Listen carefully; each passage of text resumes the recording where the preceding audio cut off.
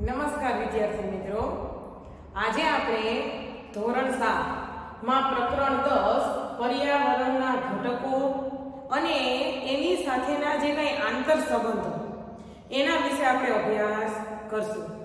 તો તમને એવું લાગશે કે આ ચિત્ર જે કંઈ દોર્યું છે કુદરતી દ્રશ્ય, બરોબર છે, પણ આપણે આજે એના વિશે જ અભ્યાસ કરવાનો છે. તો કે સૂર્યમંડળના જે કાંઈ 9 ગ્રહો છે એ ગ્રહોમાં પૃથ્વી એક જ એવો ગ્રહ છે કે પર્યાવરણ એના ઉપર છે, બરોબર છે, કે પૃથ્વી એક જ એવો ગ્રહ છે કે જેના ઉપર સજીવ સૃષ્ટિ છે, પ્રાણી, પશુ, પંખી, મનુષ્ય કે પોતાને જીવવા માટેનું એવું યોગ્ય શું મળી રહે છે એને, તો કે જે કંઈ જરૂરિયાત છે એને મળી રહે છે. તો આપણે એમ થશે કે કુદરતી દ્રશ્ય છે, તો આપણે આને શું કહીએ? કુદરતી દ્રશ્ય, ટૂંકમાં પર્યાવરણ, બરોબર છે. તો એ પર્યાવરણ કેવી રીતે અસ્તિત્વમાં આવ્યું હશે? તો કે પૃથ્વી છે એ સૌ પ્રથમ તો એક અગન ગોળાના સ્વરૂપમાં હતી, કે એક ધગધગતો વાયુનો શું હતો? તો કે ગોળો. તો એ આકાશમાંથી નીચે તરફ ગુરુત્વાકર્ષણ બળને કારણે નીચે તરફ ખસી આવે, બરોબર છે. એને કારણે હવાના સંપર્કમાં આવતા કે એમાં રહેલા જે કંઈ તત્વો છે એ અમુક સ્વરૂપમાં રૂપાંતર પામે, કે એ તત્વો છે, બરોબર, એ અગનગોળાને કારણે જે ઘન સ્વરૂપમાં રૂપાંતર પામ્યા, બરોબર છે. તો એ ઘન સ્વરૂપમાં રૂપાંતર પામ્યા. બીજું કયા સ્વરૂપમાં? તો કે પ્રવાહી સ્વરૂપમાં રૂપાંતર પામ્યા. અને ત્રીજું તો કે વાયુ સ્વરૂપમાં રૂપાંતર. 3 સ્વરૂપ છે એ અસ્તિત્વમાં આવ્યા, બરોબર છે.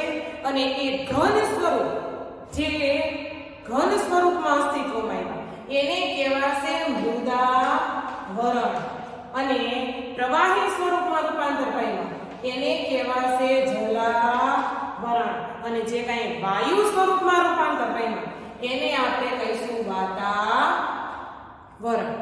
તો એ જે કાંઈ આ ત્રણેય જે કાંઈ આવરણો છે અસ્તિત્વમાં, એ ત્રણેય આવરણોનું જે અસ્તિત્વ હશે એમાં જીવાવરણ છે એ શક્ય હશે.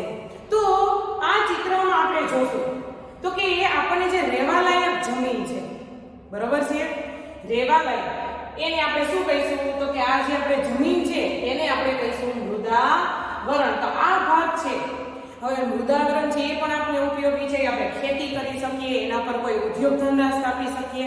તો આ જે કાંઈ ભાગ આવશે એને આપણે શું કહીશું? મૃદાવરણ. પછી છે પ્રવાહી, તો કે જે કાંઈ નદી હશે, સમુદ્ર હશે, મહાસાગરો હશે, એ કેમ આવશે? તો કે જલાવરણ. અને બીજું આવશે વાતાવરણ, કે જે કાંઈ આપણને હવા, બરોબર છે, હવા મળે છે, તો એ જે કાંઈ આપણે શ્વાસમાં લઈ શકીએ એવો યોગ્ય વાયુ એટલે કે ઓક્સિજન, તો એ આપણે કેમાંથી મળી રહેશે? તો કે વાતાવરણમાં. વાતાવરણમાં ઓક્સિજન સિવાયના ઘણા બધા એવા વાયુઓ છે એ રહેલા છે. અને આ જે કાંઈ ત્રણેય આવરણોનું બનેલું છે, તો એના માટે મનુષ્યને જીવવા માટે શક્ય એવું વાતાવરણ, પર્યાવરણ, પરી એટલે ચારે આજુબાજુ, બરોબર છે, આવરણ એટલે પડ, આવરણ એટલે પડ, બરોબર છે. તો આપણે એને પર્યાવરણ તરીકે પણ ઓળખીશું, બરોબર છે. આમ પર્યાવરણના ઘટકોને આધારે, પર્યાવરણના આ જે કાંઈ અસ્તિત્વ છે એને કારણે 4 ઘટકો એટલે કે આવરણો, કેટલા આવરણો? 4 આવરણો અસ્તિત્વમાં આવ્યા છે. કયા 4 આવરણો આવશે? પહેલું આવશે મૃદાવરણ, બીજું આવશે જલાવરણ, ત્રીજું આવશે વાતાવરણ, અને ચોથું આવશે જીવાવરણ. કે જ્યાં આ ત્રણેય આવરણો અસ્તિત્વમાં હશે ત્યાં જીવાવરણ શક્ય છે, બરોબર છે. હવે આપણે આ ચારેય આવરણો વિશે અભ્યાસ કરશું. તો કે સૌ પ્રથમ આપણે જોશું પર્યાવરણ, બરોબર છે. તો કે પર્યાવરણ એટલે શું? આપણે પર્યાવરણની ચોક્કસ વ્યાખ્યા શું આપશું? તો કે પૃથ્વીની આસપાસ રચાયેલું કુદરતી ઘટકોનું આવરણ. શું કહીશું? કે પૃથ્વીની આસપાસ આપણે જે કુદરતી દ્રશ્ય કહીએ છીએ, બરોબર છે, એ પૃથ્વીની આસપાસ રચાયેલું કુદરતી ઘટકોનું આવરણ. તો એ કુદરતી ઘટકોના આવરણને આપણે શું કહીશું? પર્યાવરણ. તો એ જે કઈ કુદરતી ઘટકો છે, તો એ કેટલા ઘટકો છે? તો કે 4 ઘટકો છે. કુદરતી જે કઈ પર્યાવરણના ઘટકો છે, બરોબર છે, તો કે 4 ઘટકો છે. અને પૃથ્વીનું જે કઈ પર્યાવરણ છે કેટલા ઘટકોનું બનેલું છે? તો કે 4 ઘટકોનું બનેલું છે. તો એ 4 ઘટકો છે એ કયા કયા આવશે? તો કે એ 4 ઘટકોમાં પહેલું ઘટક આવશે મૃદાવરણ, બીજું જલાવરણ, ત્રીજું વાતાવરણ અને ચોથું આવશે જીવાવરણ. બરોબર? એટલે કે પર્યાવરણ છે એ 4 ઘટકોનું બનેલો છે. હવે એમાં આપણે મૃદાવરણ વિશે અભ્યાસ કરશું. તો કે પૃથ્વીની સપાટી ઉપરનો જે ઘન પોપડો છે, કે જે કાંઈ કઠણ જમીન છે, બરોબર છે, કે પૃથ્વીની સપાટી ઉપરનો જે ઘન પોપડો છે એને આપણે કયા નામ તરીકે ઓળખીશું? તો કે મૃદાવરણ તરીકે ઓળખીશું. તમને વ્યાખ્યા પૂછવામાં આવશે કે મૃદાવરણ એટલે શું? તો કે પૃથ્વીના ઘન પોપડાને શું કહેવાશે? તો કે મૃદાવરણ. બરોબર છે? એટલે કે આ પોપડો છે. હવે આપણે આગળના ચેપ્ટરમાં ભણી ગયા કે પૃથ્વીની સપાટી ઉપર જે કાંઈ 35 કિલોમીટરનું પડ છે એ શું કહેવાશે? એને મૃદાવરણ. બરોબર છે? તો એમાંથી આપણે અભ્યાસ કરી ગયા કે એમાંથી આપણે ઘણા બધા એવા ખનિજો મળી આવે છે. બરોબર? તો આ પોપડો એના ઉપર આપણને બીજું શું જોવા મળશે? તો કે એક તો ખડક, બરોબર છે, બીજું ખનિજો અને ત્રીજું આવશે માટી. તો કે આ પોપડો છે એ ખડકો, ખનિજો અને માટીથી બનેલો છે. એટલે આને એક બીજા નામ તરીકે પણ ઓળખાશે. કયા નામ તરીકે? ઘનાવરણ. બરોબર છે? આ નોલેજ છે, પરંતુ એને આ બીજા નામ તરીકે પણ ઓળખવામાં આવે છે. તો એનો ઉપયોગ શું આવશે મૃદાવરણનો? તો કે સૌપ્રથમ પહેલો ઉપયોગ તો એ છે કે સજીવો માટે રહેઠાણ, પ્રાણીઓ હોય, પશુ હોય, બરોબર છે, મનુષ્ય, દરેક માટે પહેલા તો એ શું કરે છે? તો કે રહેવા માટે યોગ્ય જમીન છે એ પૂરી પાડે છે. કે એ જમીન ઉપર પોતે રહેઠાણ કે મકાન બનાવી અને રહી શકે છે. બીજું કે ખેતી માટે યોગ્ય જમીન, બરોબર, કે મૃદાવરણ ઉપર આપણે ખેતી પણ કરી શકીએ છીએ. બીજું ઉદ્યોગ ધંધા સ્થાપી, બરોબર, અને મનુષ્ય છે પોતાનો વિકાસ સાધી શકે છે. આ મૃદાવરણ છે આપણને રહેવા માટે, ખેતી માટે, ઉદ્યોગ ધંધા માટે, ઘણા બધા અન્ય રીતે પણ ઉપયોગી છે. બીજો સ્ત્રોત, બીજો ઘટક આવશે જલાવરણ. તો કે પૃથ્વીની સપાટી ઉપર જે નીચાણવાળો ભાગ છે એને આપણે શું કહીશું? તો કે જલાવરણ. બરોબર છે? કે નીચાણવાળો ભાગ, પૃથ્વીની સપાટી ઉપરનો જે નીચાણવાળો ભાગ છે એ પાણીથી ઘેરાયેલો છે. તો એને આપણે કહીશું જલાવરણ. શું કહીશું? જલાવરણ. આપને પૂછવામાં આવશે પરીક્ષામાં કે જલાવરણ એટલે શું? તો આપણે યોગ્ય શબ્દોમાં કેવી રીતે એની વ્યાખ્યા આપશું?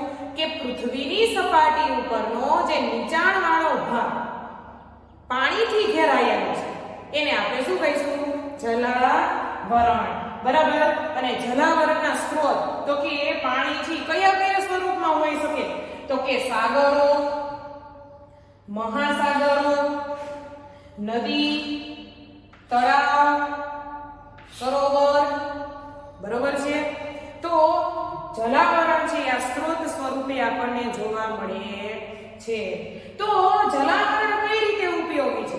તો કે એક તો સજીવ સૃષ્ટિ માટે ઉપયોગી છે. પહેલું તો કે પીવા માટે આપણને પાણી ઉપયોગી છે. બરોબર, કોઈ પણ સજીવ એને પાણીની જરૂરિયાત તો છે જ. એટલે સજીવ સૃષ્ટિ માટે ઉપયોગી છે. બીજું કે મહાસાગરોના તળિયે જે કાંઈ ખનિજો છે એટલે કે એને કહેવાશે સંસાધનનો ભંડાર, કે આપણને મહાસાગરોના તળિયેથી એવા અમૂલ્ય જે ખનિજો છે એ મળી આવે છે. તો મહાસાગરો, સાગરો કે એ જે કંઈ જલાવરણના સ્ત્રોત તરીકે ઓળખીશું તો એ પણ આપણને ખૂબ જ ઉપયોગી છે. અને બીજું કે જલાવરણમાં પણ સજીવ સૃષ્ટિ છે. માછલી, બરોબર, એવા જળચર પ્રાણીઓ છે એની માટે પણ એ આ સ્ત્રોતોમાં શું રહેશે તો કે સજીવ સૃષ્ટિ છે. બરોબર છે. આગળ જોશું. હવે આપણે આગળ જોશું વાતાવરણ. બરોબર છે. બે ઘટકો વિશે આપણે અભ્યાસ કરી લઈએ. એક મૃદાવરણ અને બીજું જલાવરણ. તો વાતાવરણ આપણે કોને કહીશું તો કે પૃથ્વીની ચારેય બાજુ વીંટળાઈને આવેલા હવાના આવરણને શું કહીશું આપણે? વાતાવરણ કહીશું. પરીક્ષામાં વ્યાખ્યા પૂછાશે વાતાવરણ એટલે શું? તો કે પૃથ્વીની ચારેય બાજુ વીંટળાઈને આવેલા હવાના આવરણને વાતાવરણ કહે છે. બરોબર. તો કે વાતાવરણ શેનું બનેલું છે? તો કે વાતાવરણ છે એ વિવિધ વાયુઓ જેમ કે carbon dioxide, oxygen, nitrogen, ozone, બરોબર છે, એવા વિવિધ વાયુઓ, પાણીની વરાળ, વાતાવરણમાં રહેલા જે કંઈ સૂક્ષ્મ જીવો કે જે આપણે નરી આંખે જોઈ શકતા નથી. પછી આવશે રજકણો, ક્ષારકણો, આ બનેલું છે.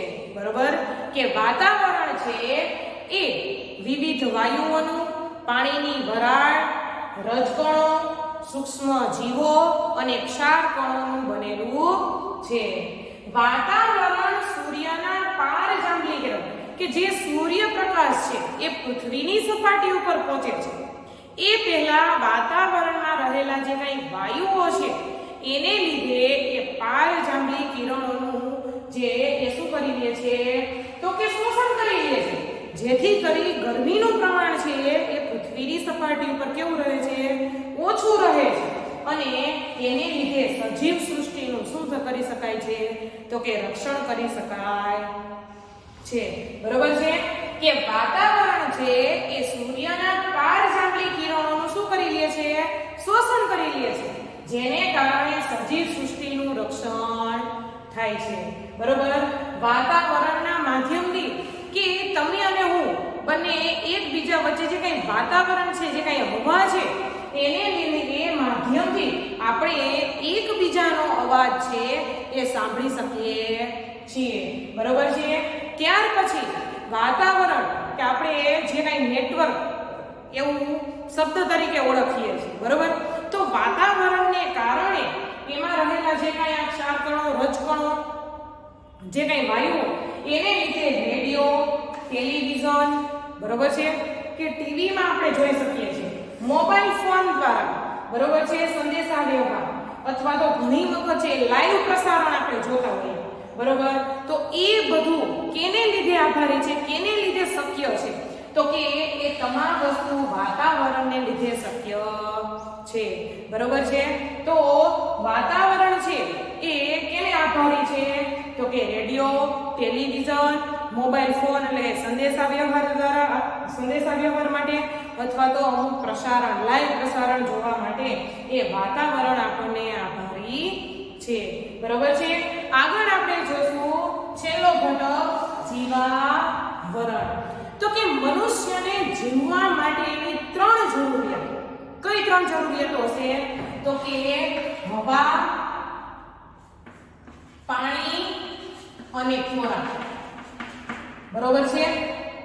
તો કે આ હવા છે આપણે વાતાવરણમાંથી મળી રહે છે, પાણી છે એ જલાવરણમાંથી મળી રહે છે, ખોરાક છે એ આપણને મૃદાવરણમાંથી મળી રહે છે. તો જીવાવરણ એટલે કે પૃથ્વી સપાટી પરના મૃદાવરણ, જલાવરણ અને વાતાવરણ જે ભાગમાં સજીવ સૃષ્ટિ વ્યાપેલી છે, બરોબર છે. જો આપણને ખબર છે કે જમીન ઉપર આપણે રહીએ છીએ, પાણીમાં તો કે જળચર પ્રાણીઓ, વાતાવરણમાં તો કે સૂક્ષ્મ જીવો, બરોબર છે. તો જ્યાં જીવ સૃષ્ટિ વ્યાપી છે, જે ભાગમાં આ ત્રણેય આવરણોમાં જીવ સૃષ્ટિ વ્યાપી છે એને જીવાવરણ કહે છે, બરોબર. આપણે એની વ્યાખ્યા કઈ રીતે લખશું તો કે પૃથ્વી પરના જે મૃદાવરણ, જલાવરણ અને વાતાવરણના જે ભાગમાં જીવ સૃષ્ટિ વ્યાપેલી છે તેને આપણે જીવાવરણ કહીએ છીએ, બરોબર છે. તો જીવાવરણમાં કોનો સમાવેશ થશે તો કે એક તો વનસ્પતિ, જીવાવરણમાં કોનો સમાવેશ થશે વનસ્પતિ, બીજું આવશે પ્રાણી, ત્રીજું આવશે જીવજંતુઓ અને માનવ. તો જીવાવરણમાં વનસ્પતિ, પ્રાણી, જીવજંતુઓ અને માનવ આ ચારેયનો શું થશે તો કે સમાવેશ થશે.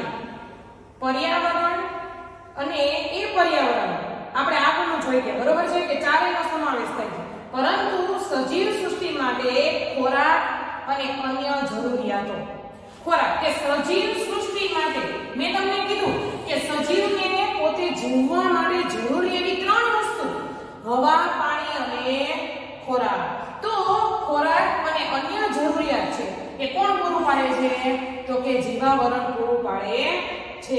ત્યાર પછી આવશે પર્યાવરણ. તો કે પર્યાવરણના બે પ્રકાર પડે છે. કેટલા પ્રકાર પડે છે પર્યાવરણના? બે પ્રકાર. એક આવશે કુદરતી પર્યાવરણ અને બીજું આવશે માનવ સર્જિત પર્યાવરણ, બરોબર છે. પર્યાવરણના બે પ્રકાર, એક કુદરતી પર્યાવરણ અને બીજું આવશે માનવ સર્જિત પર્યાવરણ. હવે કુદરતી પર્યાવરણમાં પણ બે ઘટકોનો સમાવેશ થાય છે. કુદરતી પર્યાવરણમાં બે ઘટકોનો સમાવેશ થાય છે. એક ઘટક આવશે જૈવિક ઘટક અને બીજું આવશે અજૈવિક ઘટક. સમજ પડી કે કુદરતી પર્યાવરણમાં બે ઘટકોનો સમાવેશ થશે. એક જૈવિક ઘટક, બીજું આવશે અજૈવિક ઘટક. જૈવિક એટલે સજીવ અને અજૈવિક એટલે નિર્જીવ. સમજ પડી? જૈવિક એટલે સજીવ અને અજૈવિક એટલે નિર્જીવ. તો પેલું આવશે જૈવિક ઘટકમાં કોનો સમાવેશ થાય? હવે મેં તમને કીધું જૈવિક ઘટક એટલે સજીવ, બરોબર છે, સજીવ. તો એમાં વનસ્પતિ, જીવજંતુ અને મનુષ્યનો શું થશે? સમાવેશ થશે. સમજ પડી ને કે જૈવિક ઘટકોમાં વનસ્પતિ, જીવજંતુ અને મનુષ્યનો સમાવેશ થાય છે કે જે પોતે નાનેથી શું કરશે? વૃદ્ધિ કરશે, પોતાનો વિકાસ કરશે, બરાબર. અજૈવિક ઘટકમાં કોનો સમાવેશ થશે તો કે ભૂમિ, જળ અને હવા. એટલે કે ભૂમિ એટલે મૃદાવરણ, જળ એટલે જલાવરણ અને હવા એટલે વાતાવરણ. સમજ પડી? એટલે કે જૈવિક ઘટકમાં વનસ્પતિ, જીવજંતુ અને મનુષ્ય. અજૈવિક ઘટકમાં ભૂમિ, જળ અને હવા. આમ આ ત્રણેયનો શું થાય છે? સમાવેશ થાય છે. તો આ જૈવિક ઘટક અને અજૈવિક ઘટક આને આપણે કહીશું કુદરતી પર્યાવરણ, બરોબર છે. એટલે કે કુદરતી પર્યાવરણમાં જૈવિક અને અજૈવિક જો સમાવેશ બધાનો થાય છે, પણ એને શું કરી દેવામાં આવ્યા? અલગ ભાગમાં વિભાજિત કરી દેવામાં આવ્યા કે સજીવ અને નિર્જીવ, બરોબર. આને કહેવાશે તો કુદરતી પર્યાવરણ. ત્યાર પછી આવશે માનવ સર્જિત પર્યાવરણ. શું આવશે? આપણે અહીંયા જોયું પર્યાવરણના બે ભાગ પડે છે, કુદરતી પર્યાવરણ અને બીજું માનવ સર્જિત પર્યાવરણ. તો કે માનવ સર્જિત પર્યાવરણ એટલે શું? તો આપણને ખબર છે કે કુદરતી પર્યાવરણમાં જે કઈ ભૂમિ છે એટલે કે જમીન છે, પાણી છે, હવા છે, બરોબર છે. એટલે કે આપણે એનો રહેવા માટે ઉપયોગ કરીએ છીએ, ધંધા માટે ઉપયોગ કરીએ છીએ. તો એમાં અમુક ઉપયોગી હશે, પાણી છે, અમુક વાયુઓ છે. તો મનુષ્ય બુદ્ધિ કૌશલ્યથી મનુષ્ય પોતાની બુદ્ધિ કૌશલ્યથી જૈવિક એટલે કે વનસ્પતિ જીવજંતુ કોઈ પણ વસ્તુનો ઉપયોગ કરશે અથવા તો અજૈવિક ઘટકોનો પણ એ શું કરશે ઉપયોગ કરશે આ તમામ ઘટકો સાથેની એની જે કંઈ પ્રક્રિયા એના જે કંઈ રોજની દિનચર્યા બરોબર છે એની સાથેના જે કંઈ આંતર સંબંધો આપણે ઘરનું રોજ કામ કરીએ છીએ બરોબર છે તો એમાં પાણી ઉપયોગી છે બરોબર છે એવી જ રીતે ઉદ્યોગ ધંધા માટે પણ આ બંને ઘટકો સાથે રહી અને એની સાથેની જે આંતરક્રિયાથી એ નવું જ માનવ નિર્મિત શું કરશે તો કે પર્યાવરણનું નિર્માણ કરે છે અને એને આપણે કહીશું માનવ સર્જિત પર્યાવરણ ફરીથી જોશું કે માનવ પોતાની બુદ્ધિ કૌશલ્યથી જૈવિક ઘટકો અને અજૈવિક ઘટકો સાથેની જે આંતરક્રિયા બરોબર છે એ આંતરક્રિયાથી જે કાંઈ માનવ નિર્મિત પર્યાવરણનું નિર્માણ કરશે માનવ નિર્મિત પર્યાવરણનું શું કરે છે એ નિર્માણ કરે છે એને કહેવાશે માનવ સર્જિત પર્યાવરણ બરોબર છે આપણે આગળ અભ્યાસ કરશું